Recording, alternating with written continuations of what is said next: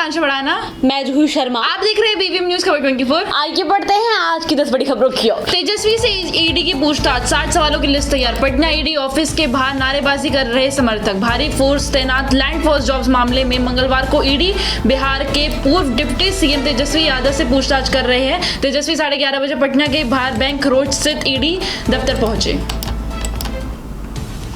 राजस्थान में स्कूलों कॉलेज में हिजाब बैन करने की तैयारी। मंत्री किराड़ी बोले सभी स्कूल मदरसों में ड्रेस कोड लागू हो।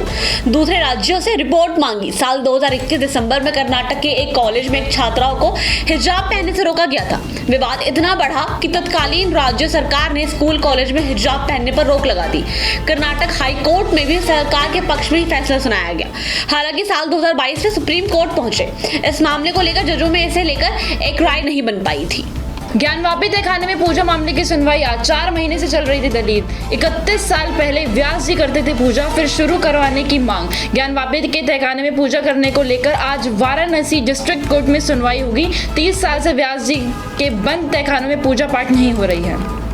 फरीदाबाद में परीक्षा पर चर्चा कार्यक्रम का आयोजन। केंद्रीय मंत्री कृष्णपाल गुर्जर बोले, अंगूर खट्टे वाली कहावत कांग्रेस पर बैठ रही है। केंद्रीय राज्य मंत्री कृष्णपाल गुर्जर आज फरीदाबाद के सेक्टर 55 स्थित मंडल संस्कृति स्कूल में प्रधानमंत्री के परीक्षा पर चर्चा कार्यक्रम में पहुंचे, जहां पर उन्होंने सरकारी स्कूल के बच्चों के साथ बैठकर प्रधानमंत्री नरेंद्र मोदी का कार्यक्रम भी सुना।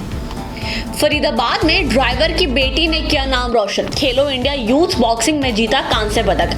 लोगों ने किया स्वागत। हरियाणा के जिले फरीदाबाद में रोडवेज के ड्राइवर की बेटी ने तमिलनाडु चेन्नई में खेलो India national youth game boxing में कांस्य पदक जीतकर प्रदेश का नाम रोशन किया है। बल्लभगढ़ के साहूपुरा की रहने वाले डिंपल बल्लभगढ़ के सैनिक स्कूल में पढ़ने वाली 12वीं कक्षा की छात्रा डिंपल ने 48 किलो भार वर्ग में यह उपलब्धि हासिल की है। इससे पहले वह इसी कैटेगरी में CBSI खेलों में गोल्ड हासिल कर चुकी हैं। फरीदाबाद से अंबाला पहुंचा पुलिस वाले का परिवार। बोला किन्नर नहीं था रविंदर, गाने बजाने का शौक था। मकान का चल रहा था विवाद। हरियाणा पुलिस के रिटायर्ड कर्मचारी के शव को डॉक्टरों के पैनल द्वारा अंबाला सिटी सिविल अस्पताल में पोस्टमार्टम कराया गया।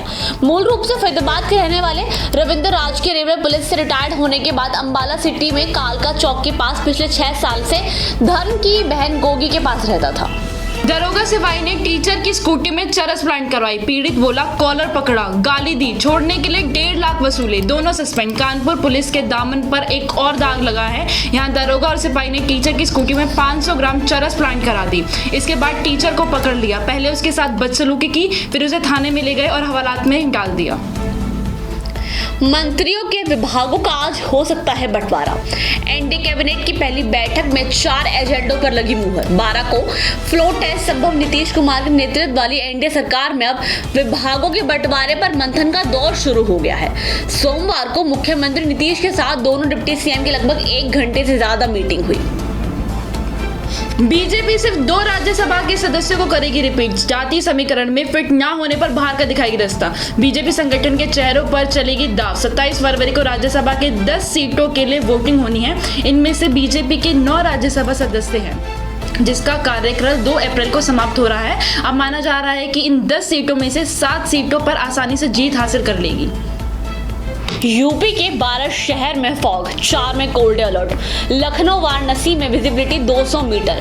कल बारिश के साथ ओले गिर सकते हैं। यूपी में कड़ाके की ठंड से राहत मिलना धीरे धीरे शुरू हो गया है। हालांकि ठंडी हवाएं अभी भी चल रही हैं। सोमवार सुबह से लखनऊ वाराणसी में कोहरा छाया हुआ है। यहाँ विजिबिलिटी 200 मीटर तक पहुंच गई है। गाजियाबाद में कोहरे के चलते टूरिस्ट बस ट्रक से भिड़ गई। हादसे में कई सवारियां चोटिल हो गई।